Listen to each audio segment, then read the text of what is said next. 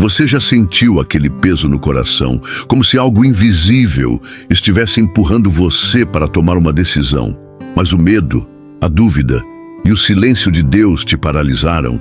Pois saiba que muitas vezes o silêncio é a resposta. Sim, é estranho pensar assim, mas Deus não trabalha como esperamos. Ele fala justamente quando você acha que está sozinho. E mais, portas que se fecham, oportunidades que evaporam do nada, aquela inquietação que não te deixa dormir, não são coincidências, são sinais. Sinais espirituais de que chegou o momento de escolher, uma escolha que pode te aproximar do propósito divino, ou te atrasar anos na sua jornada.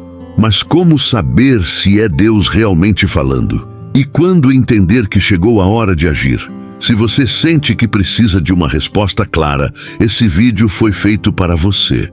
Aqui vamos desvendar juntos como Deus usa o silêncio para se comunicar. Porque decisões difíceis são portais espirituais. Exemplos bíblicos de homens e mulheres que precisaram decidir na hora certa e o que você pode aprender com eles. É hora de abrir os olhos espirituais e ouvir o que o céu já está tentando te mostrar. Antes de mergulhar nesse conteúdo, te convido, inscreva-se no canal, ative o sininho para receber cada nova revelação e compartilhe este vídeo com alguém que também está esperando um sinal de Deus. Pode ser a resposta que essa pessoa precisa hoje. E agora, o desafio. Escreva nos comentários esta frase como seu compromisso diante de Deus e como um sinal de que você está pronto para agir na fé. Senhor, mesmo sem entender, eu confio e decido obedecer. Escreva aí nos comentários e declare: essa decisão será o começo da sua transformação. Agora, vamos ao que o céu quer revelar para você hoje. Sabe aquele momento em que você ora, clama e parece que o céu está fechado? O silêncio de Deus não significa ausência. Na verdade, é uma das formas mais profundas de comunicação espiritual. Parece um paradoxo, mas o silêncio de Deus é barulhento, só que não no mundo exterior, é na alma. Quando as respostas não chegam e as portas continuam fechadas, muita gente desanima. Mas se você prestar atenção, vai perceber, junto do silêncio vem pequenos sinais. Uma paz que desaparece sem explicação. Um desconforto constante, como se algo estivesse fora do lugar, mesmo quando está tudo certo ao redor. São códigos espirituais, uma linguagem que Deus usa quando quer sua atenção total. Por quê? Porque palavras muitas vezes distraem. Já o silêncio obriga você a olhar para dentro, a confrontar suas motivações e revisar suas prioridades. Nesse ponto, Deus não está em silêncio porque esqueceu de você. Está calado porque quer te ensinar a ouvir de um jeito diferente, o da alma sensível e da fé verdadeira. Quantas vezes portas se fecharam na sua vida e você entendeu como rejeição? E se, na verdade, era Deus protegendo você do que parecia certo, mas não fazia parte do plano? Pense em Jonas, que achou melhor fugir do chamado e acabou no ventre de um peixe. Não houve sermão, não houve um anjo aparecendo, houve silêncio e tempestade. Essa é a linguagem espiritual. Outro sinal silencioso? A falta de paz. A inquietação na alma é um alerta mais confiável do que o conselho de 10 amigos. Se algo dentro de você está perturbado, mesmo quando o exterior parece em ordem, pare e ouça. Deus pode estar dizendo: ainda não é o tempo, ou esse não é o caminho. Quer começar a entender essa linguagem? Um exercício simples. Nos momentos de silêncio espiritual, pare de pedir respostas e comece a observar. Mantenha um diário espiritual. Anote diariamente suas inquietações, as portas que se fecham, o que te tira a paz e o que reacende sua esperança sem explicação lógica. Em poucas semanas você perceberá padrões, e ali talvez esteja Deus falando. Lembre-se, Deus não compete com o barulho do mundo. Às vezes, o céu só se manifesta quando você está disposto a parar, silenciar por dentro e ouvir o invisível. O silêncio não é ausência, é convite. Agora, o que fazer quando chega o momento da decisão? Isso nos leva ao próximo ponto. Você já percebeu que certas decisões funcionam como portas? É como se, ao decidir, você abrisse uma passagem invisível para o cumprimento do propósito divino. Ou, se decidir errado, travasse sua própria caminhada por anos. Essa é a realidade do mundo espiritual. Toda decisão é um portal. E muitas vezes a chave está nas suas mãos, mesmo quando você sente que não está pronto. O mais curioso é que não decidir já é uma decisão. Cada vez que você adia, cada vez que você posterga, acreditando que o tempo resolverá por si só, está escolhendo permanecer onde está. E no mundo espiritual, estagnação é atraso. Quando falamos de decisão espiritual, não estamos falando de algo grandioso como largar tudo e ir para o outro lado do mundo. Às vezes é algo simples, como perdoar, sair de um relacionamento que sufoca sua alma ou aceitar aquele chamado que te tira da zona de conforto. Mas o momento em que você decide, esse sim é grandioso.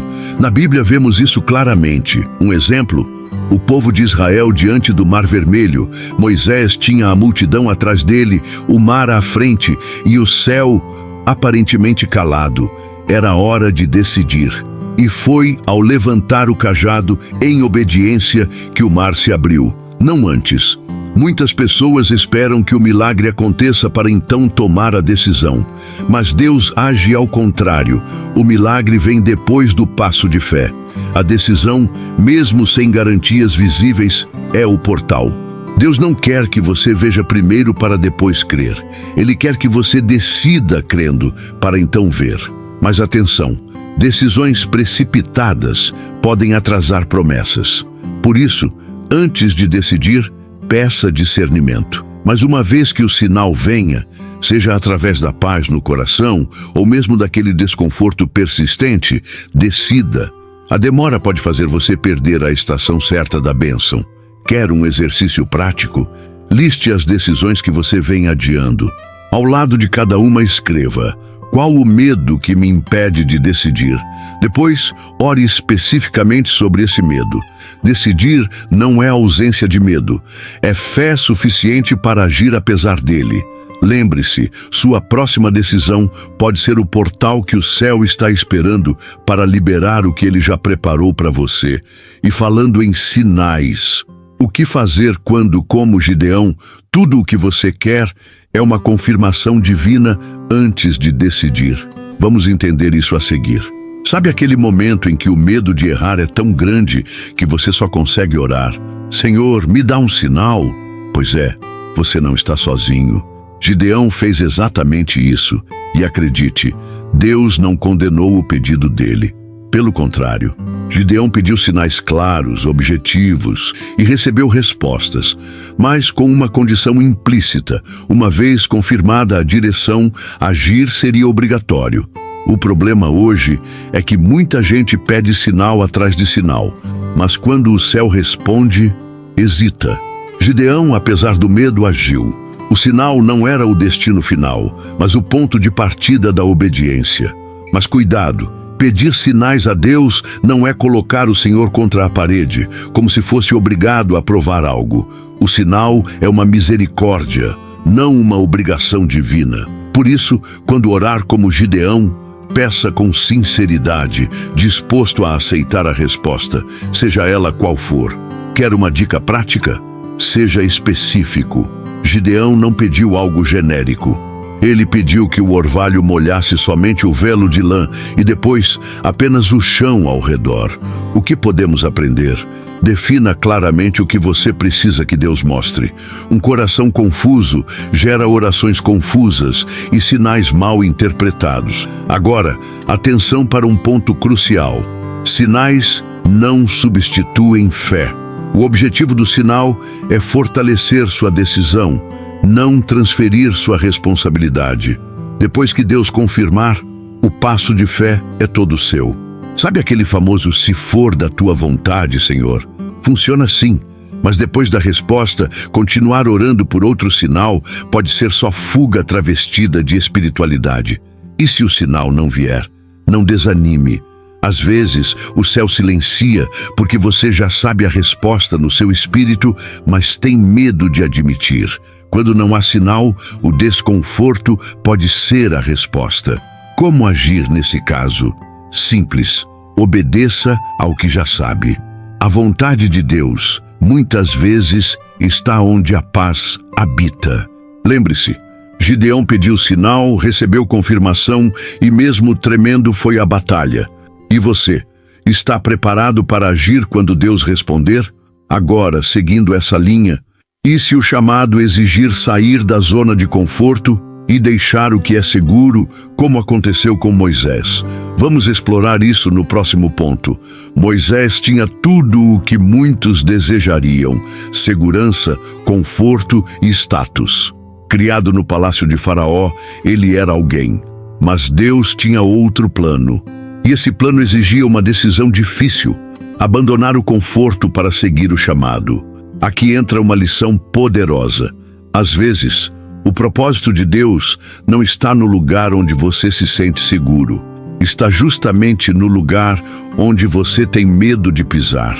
Moisés precisou sair do Egito, ir ao deserto, perder privilégios, para então ser moldado por Deus. Repare, o chamado não veio no conforto do palácio, mas no silêncio árido do deserto. Ali, diante da sarça ardente, Deus falou.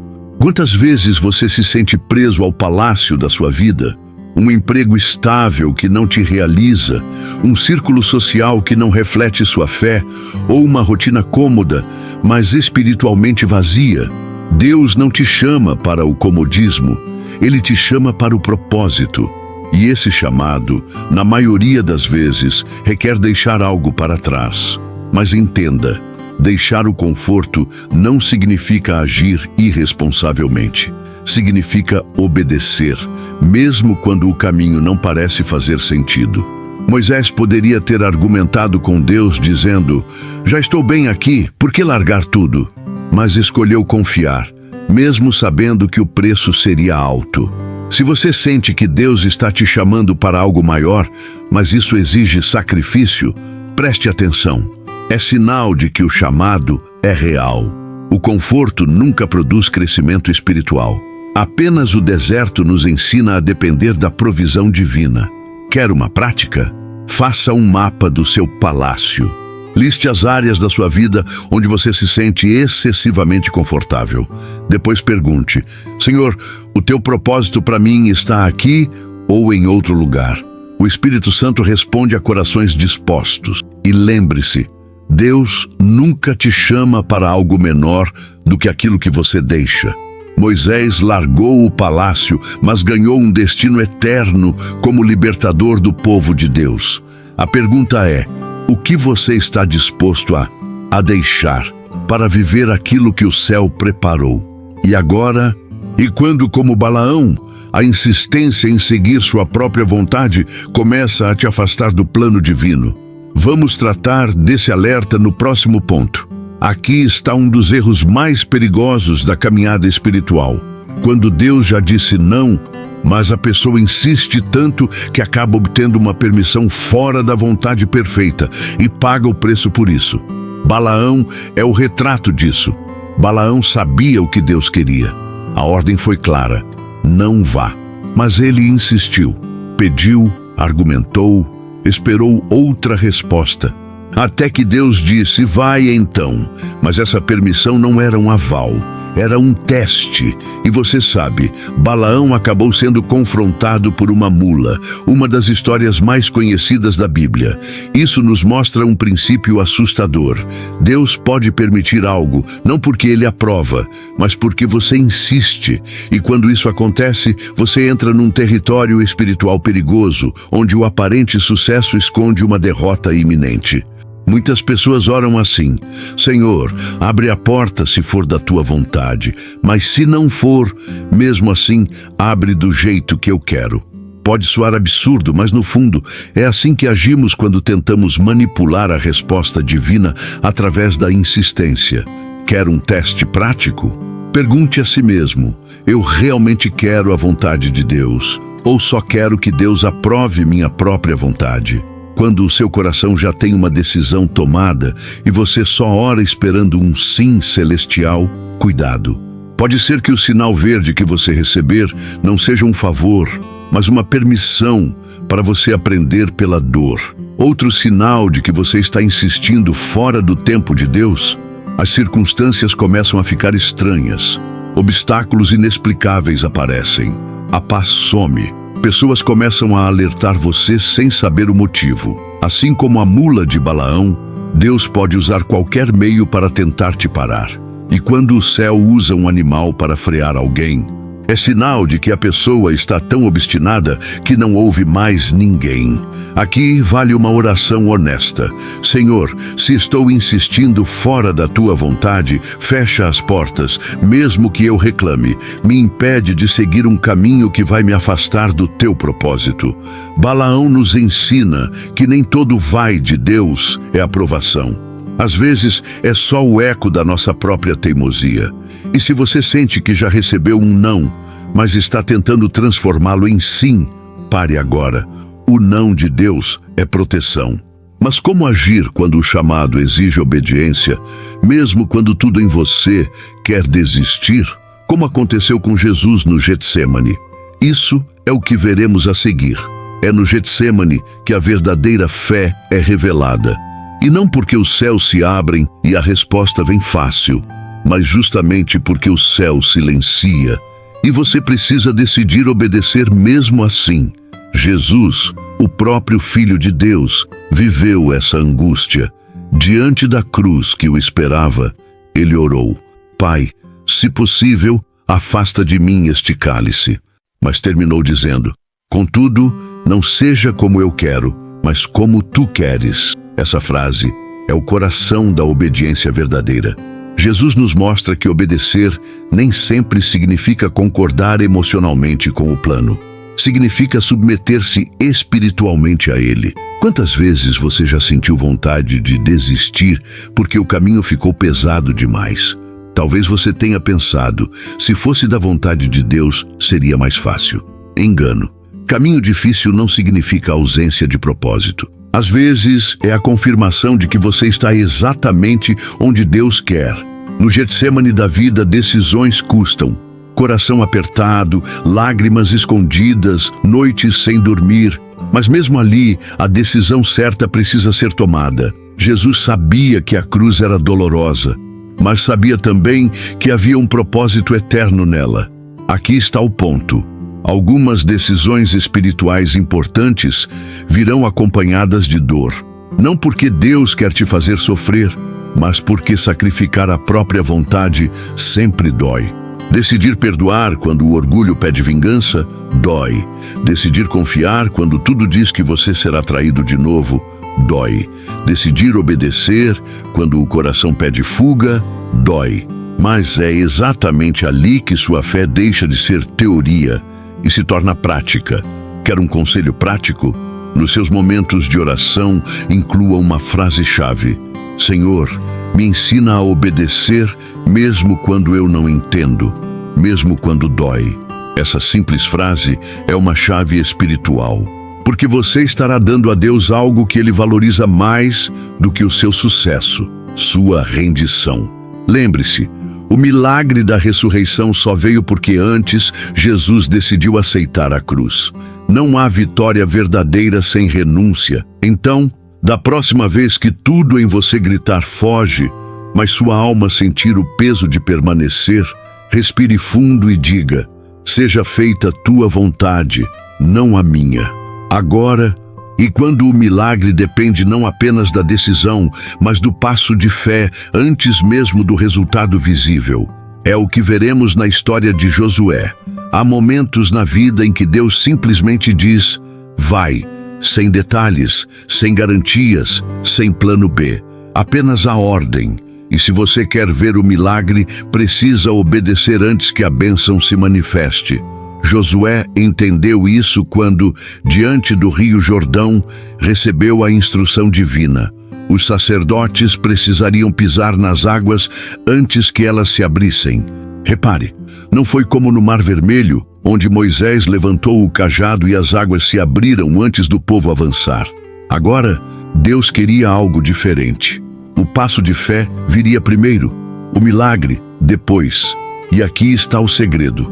Fé verdadeira é colocar o pé na água, mesmo quando ela ainda parece intransponível. Quantas vezes você está esperando que Deus abra o rio, quando na verdade Ele está esperando você dar o primeiro passo? Talvez seja aquele projeto que você adiou por anos, aquele ministério que você sente no coração, mas teme começar, ou aquela conversa que você sabe que precisa ter, mas falta coragem. O céu só age depois do seu movimento. Josué poderia ter questionado, mas Senhor, e se as águas não se moverem? Deus não deu explicação, deu uma ordem. E a diferença entre o medo e a fé está exatamente aí. Quem tem medo espera as garantias, quem tem fé obedece sem elas. Quer um exercício prático? Liste qual é o seu rio Jordão hoje. Qual situação parece impossível? Depois pergunte, qual o primeiro passo que está ao meu alcance? Um telefonema, um currículo enviado, um pedido de perdão, um simples sim a uma oportunidade? Acredite, seu primeiro passo é a chave para o sobrenatural. Lembre-se, se os sacerdotes tivessem parado na margem esperando o milagre, o povo teria ficado preso ali. Da mesma forma, sua indecisão pode estar bloqueando não só sua vitória, mas a de outros que dependem da sua obediência. Deus honra movimento, não estagnação. Josué liderou uma geração à terra prometida porque ousou pisar na água enquanto ela ainda parecia um obstáculo. Você está esperando o rio secar? Ou está disposto a molhar os pés, confiando que o céu vai agir? E quando seguir a Deus exige algo ainda mais radical, como queimar o plano B e abandonar de vez o passado, é o que Eliseu nos ensina. Vamos entender isso no próximo ponto. Imagine você vivendo sua vida normalmente, com seu trabalho, suas rotinas, seus planos, até que de repente Deus te chama para algo totalmente diferente. E agora, segue o chamado ou mantém um plano B só para garantir? Pois saiba, no mundo espiritual, o plano B é o maior inimigo do propósito. Eliseu entendeu isso melhor do que ninguém. Quando o profeta Elias lançou sobre ele o manto, o chamado ficou claro. Mas Eliseu fez algo que muita gente não teria coragem. Matou seus bois, queimou o arado, suas ferramentas de trabalho, sua segurança financeira, seu plano B, e seguiu o chamado sem olhar para trás. Aqui está uma lição vital. Enquanto você mantiver alternativas terrenas para o caso do chamado de Deus não dar certo, estará plantando a semente da dúvida dentro de você. Fé verdadeira não deixa porta de escape. Mas atenção, quebrar o plano B não significa agir impulsivamente. Eliseu não queimou seus bois antes de ouvir o chamado. Mas, uma vez que Deus falou, ele não hesitou. E você está preso a quais arados? Que atividades, hábitos ou relacionamentos você mantém apenas por medo do incerto? Um exercício prático. Liste quais são seus bois e arados hoje. O que você não está disposto a abandonar, mesmo sabendo que Deus está chamando você para algo maior? Visualize o que seria queimá-los e pergunte: Senhor, me dá coragem de confiar no teu sustento quando eu não tiver mais um plano B. Sacrifício espiritual é abrir mão do certo visível para viver o invisível prometido. Quer um exemplo moderno? Alguém sente o chamado para missões ou ministério, mas mantém aquele emprego que odeia só pela estabilidade. Ou então, alguém chamado a empreender, mas que se prende ao salário fixo, mesmo sabendo que Deus quer usá-lo em outra área. Enquanto houver plano B, o plano A de Deus nunca será vivido em plenitude. Eliseu rompeu com o passado para abraçar o futuro que o céu havia preparado. E só quando você rompe com o seu também, Deus começa a agir de forma extraordinária. O chamado requer renúncia. E quando o chamado pede ainda mais, como abandonar não só o plano B, mas toda uma vida segura e confortável para seguir Jesus, como fez Pedro? Esse é o próximo passo da jornada que vamos explorar. Pedro vivia o que muitos consideram o plano ideal. Tinha uma profissão estável, redes cheias de peixes de vez em quando e uma vida previsível, até que Jesus apareceu. E com uma frase simples, "Vem e segue-me", tudo mudou. Aqui está o ponto decisivo. Pedro precisou largar as redes, literalmente. Redes que simbolizavam não apenas o trabalho, mas a segurança, o conhecido, o confortável. Afinal, como abrir mão de algo que você entende perfeitamente para seguir um chamado que você não entende nada? Mas fé verdadeira não se apoia no entendimento. Apoia-se na confiança. O chamado de Deus, muitas vezes, pede que você abandone não apenas coisas ruins, mas também o que está funcionando. Não porque isso seja errado, mas porque o propósito divino sempre será maior do que o seu plano humano. Quantos hoje estão presos às suas redes? Pode ser um emprego, um relacionamento, uma rotina. Redes não são necessariamente negativas, mas se elas te prendem onde Deus já não está mais te chamando a ficar, então viram algemas invisíveis. Quer um exercício prático? Pergunte-se: o que estou segurando por medo do desconhecido? E seja honesto.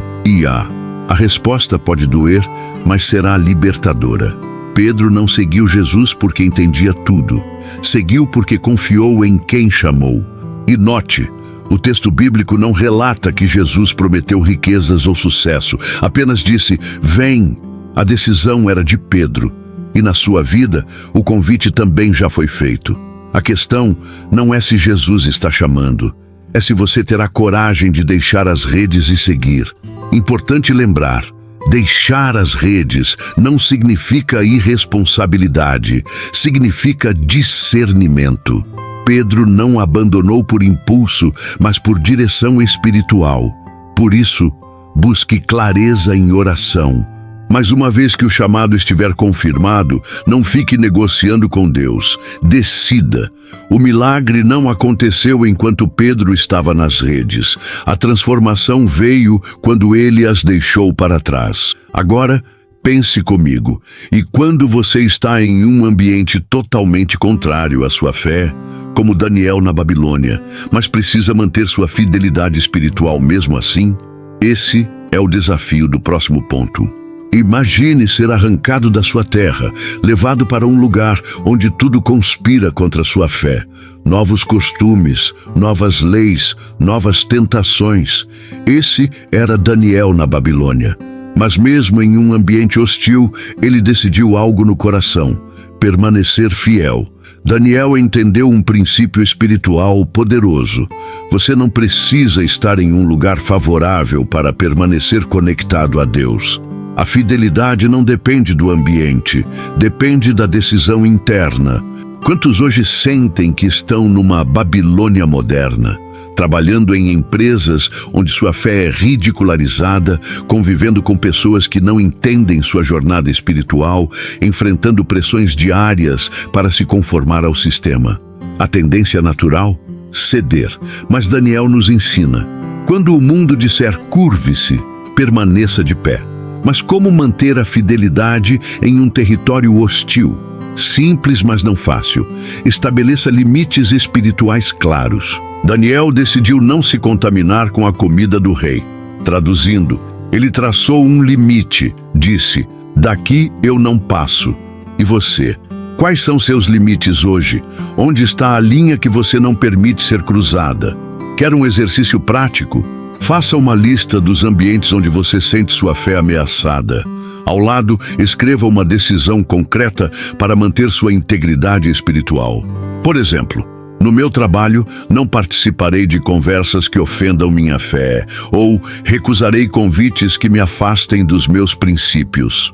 Lembre-se, a fidelidade diária em pequenas decisões sustenta sua grande decisão de permanecer firme. Não espere o teste gigante chegar para decidir ser fiel. Prepare-se hoje. Outro ponto fundamental: Daniel não se escondeu.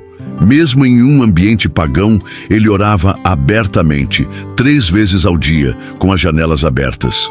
Qual o princípio? Sua fé precisa ser visível. O mundo precisa saber que você serve a um Deus, mesmo que isso custe críticas. Seja fiel onde você está. Deus não precisa te tirar da Babilônia para te usar. Às vezes, o propósito é justamente brilhar ali. E agora, pense comigo. E quando a prova final exige que você entregue justamente aquilo que mais ama, confiando que Deus proverá? Esse é o desafio que veremos na história de Abraão no Moriá.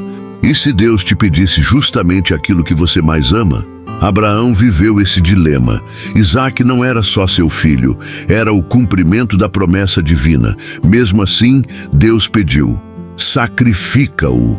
E Abraão obedeceu, não porque entendia, mas porque confiava. Aqui está um dos maiores desafios da jornada espiritual: confiar no caráter de Deus quando você não entende o plano. É fácil crer em Deus quando Ele dá, mas fé verdadeira é continuar crendo quando Ele pede que você entregue. Abraão subiu o Moriá com o filho e com o altar. O detalhe é que o cordeiro ainda não existia, pelo menos não aos olhos humanos, mas no mundo espiritual, a provisão já estava preparada. Esse é o ponto. O cordeiro da sua situação só aparece depois que você sobe o monte da obediência. Quantos hoje seguram com força aquilo que Deus já pediu? Um relacionamento, um projeto, uma posição. Mas foi o Senhor que me deu. Você pode argumentar: sim, Deus deu Isaque a Abraão. Mas no Moriá, ele pediu Isaque de volta. Por quê? Para ver se Abraão confiava mais na promessa ou no Deus da promessa. Quer uma reflexão prática? Pergunte-se: o que, se Deus pedisse hoje, eu não conseguiria entregar? Identifique seu Isaque. Depois, ore assim: Senhor, me ensina a confiar no teu coração, mesmo quando eu não entendo tuas mãos. Sacrifício espiritual não é perder. É confiar que Deus proverá algo maior. Abraão entregou Isaque no coração, mas Deus interveio no momento certo. O cordeiro apareceu, e o monte do sacrifício virou o lugar da provisão. Mas atenção, você só conhece o Deus da provisão quando está disposto a obedecer sem reservas. Abraão desceu o Moriá diferente, não porque perdeu algo, mas porque viveu um nível de fé que poucos ousam experimentar. E você, está pronto para entregar o que mais ama, confiando que o Deus que pediu é o mesmo Deus que proverá? Agora, caminhando para o próximo ponto: como responder quando Deus te chama para algo que você não entende, mas precisa apenas dizer sim, como Maria? É isso que veremos a seguir. Imagine o céu aparecer na sua rotina e dizer: você foi escolhido para algo que nunca aconteceu antes. E você, sem entender absolutamente nada, precisa responder com um simples sim. Essa foi a realidade de Maria. Quando o anjo anunciou que ela seria mãe do Salvador, a lógica dizia que era impossível. A sociedade dizia que seria vergonhoso. Mas Maria não questionou o plano, questionou apenas o processo. Como será isso? Depois, diante da resposta, não pediu garantias. Disse: que se cumpra em mim conforme a tua palavra. Esse é o tipo de fé que Deus procura. Não uma fé que entende, mas uma fé que aceita. Fé verdadeira não exige o mapa do caminho, apenas confia no guia. Quantas vezes Deus colocou um propósito diante de você e sua reação foi: mas como? E diante da resposta divina, você continuou buscando lógica, explicações, segurança. Maria nos ensina que há momentos em que a única resposta espiritual correta é o sim, mesmo sem entender, mesmo sem controlar. Quer um exercício prático? Ore como Maria. Simplesmente diga: eis-me aqui, Senhor. Faça em mim a tua vontade, mesmo que eu não entenda agora. Perceba, Maria não foi chamada porque era capaz. Ela foi chamada porque estava disponível. E no mundo espiritual, disponibilidade vale mais que capacidade. Deus não procura os mais preparados, procura os mais dispostos. Agora, atenção, dizer sim não significa uma jornada fácil. Maria enfrentou o julgamento das pessoas, a desconfiança de José, o medo do desconhecido. Mas sua obediência abriu o caminho para o maior milagre da história. E você? Está esperando entender tudo para responder ao chamado ou está pronto para apenas confiar e dizer sim? O propósito divino nem sempre vem com manual, mas sempre vem acompanhado da graça suficiente para sustentá-lo. E agora, chegando ao fim dessa jornada, há uma realidade que precisa ser encarada. O céu pode ter um plano maravilhoso para a sua vida, mas ele depende de uma única coisa: a sua decisão. Vamos encerrar refletindo sobre isso. Chega um ponto na caminhada espiritual em que o céu silencia. Não porque Deus não tenha mais nada a dizer, mas porque Ele está esperando você decidir. Sim, o céu aguarda sua resposta. Porque no reino de Deus, promessas não são impostas, são convites. E cada convite requer uma decisão. Durante toda a sua jornada até aqui, talvez você tenha buscado confirmações, sinais, milagres, respostas. Mas agora, o céu está olhando para você. A pergunta é: qual será a sua escolha? O grande segredo é entender que Deus já preparou o caminho, mas Ele nunca vai obrigar você a andar por ele. O chamado é sempre um convite. O plano está desenhado, mas a chave está nas suas mãos. E o que impede muitas pessoas de decidir? Medo. Medo de errar, medo de perder, medo do desconhecido. Mas lembre-se, não decidir é decidir pelo comodismo. E no mundo espiritual, estagnação é atraso. Deus não trabalha com promessas automáticas. Ele trabalha com respostas humanas. E as maiores bênçãos da sua vida podem estar presas apenas à espera de uma coisa: sua obediência. Então, pergunte a si mesmo hoje: qual decisão o céu está esperando que eu tome? Qual área da minha vida permanece travada porque eu insisto em esperar uma resposta, quando na verdade Deus está esperando minha atitude? Talvez seja um perdão que você precisa liberar, um ministério que você precisa aceitar, um hábito que precisa abandonar, uma fé que precisa praticar, não apenas professar. Quer um exercício prático? Ore e pergunte: Senhor, qual decisão o céu está esperando que eu tome hoje? Depois ouça. O silêncio pode ser a resposta que confirma: agora é sua hora de agir. O céu já liberou o plano. Agora só falta uma coisa: sua decisão.